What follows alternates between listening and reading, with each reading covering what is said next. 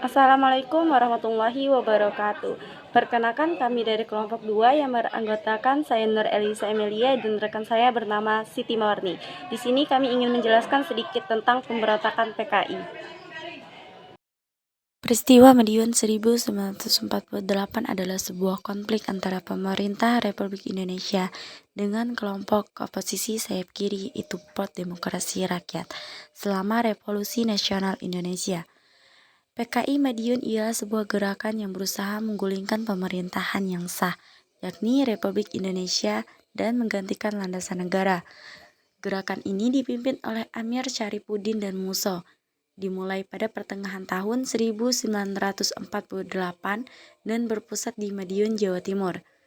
Adapun latar belakang terjadinya pemberontakan PKI Madiun 1948 adalah karena adanya kekecewaan terhadap hasil perjanjian Renville yang disepakati pada 17 Januari 1948.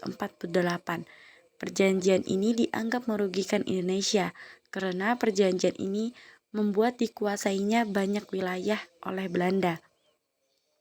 Tujuan pemberontakan PKI Madiun 1948 adalah gerakan untuk menggulingkan pemerintahan yang sah, yaitu Republik Indonesia, dan mengganti landasan negara.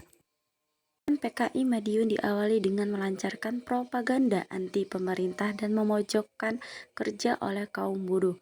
Selain itu, pemberontakan juga dilakukan dengan menculik dan membunuh beberapa tokoh negara, seperti penembakan terhadap Kolonel Sutarto pada 2 Juli 1948, penculikan dan pembunuhan terhadap Gubernur Jawa Timur pertama R.M. Aryo Suherjo yang kebetulan berkunjung ke Ngawi dan kemudian dicegat oleh kelompok Amir pada 10 September 1948, serta penculikan dan pembunuhan kepada Dr. Muewardi pada 13 September 1948 yang merupakan tokoh penting dalam peristiwa proklamasi kemerdekaan Indonesia. Puncak pemberontakan tersebut terjadi pada 18 September 1948 saat pemberontakan berhasil menguasai kota Madiun dengan mengumumkan lahirnya Republik Soviet Indonesia. Mereka pun menguasai tempat strategis, melakukan sabotase, perusakan, pembakaran sarana dan prasarana, serta melakukan pembunuhan terhadap orang-orang yang anti PKI. Pemberontakan PKI di Madiun dapat dipadamkan oleh pemerintahan dengan mengarahkan TNI dan akhirnya 2 tokoh PKI Madiun yaitu Sumo ditembak mati, sedangkan Amir Syarifuddin dijatuhi hukuman mati. Pemerintah menyadari apa yang dilakukan PKI sangat membahayakan negara. Oleh karena itu, dilakukannya beberapa cara untuk mengakhiri pemberontakan. Pertama, Soekarno memperhatikan pengaruhnya dengan meminta rakyat memilih Soekarno-Hatta atau Musso Amir.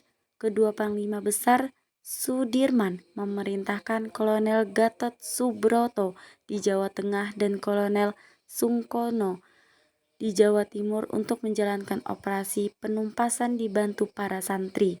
Pada 13 September 1948, Madiun dapat diduduki oleh RI. Beberapa petinggi PKI melarikan diri ke Tionghoa dan Vietnam, seperti D.N. Aidit dan Lukman Musso ditembak dalam pertempuran kecil di Ponorogo. Amir Syarifuddin ditangkap dan ditembak mati. Kesimpulan dari peristiwa sejarah PKI di Madiun yaitu PKI di Madiun digagaskan oleh Amir Syarifuddin yang ingin mengadopsi sistem tentara dari Uni Soviet. Amir Syarifuddin membuat suatu pendidikan politik tentara dalam bentuk sebuah lembaga yang di dalamnya memberikan ajaran dan pemahaman komunis. Sekian penjelasan tentang pemberontakan PKI dari kami. Saya ucapkan terima kasih. Wassalamualaikum warahmatullahi wabarakatuh.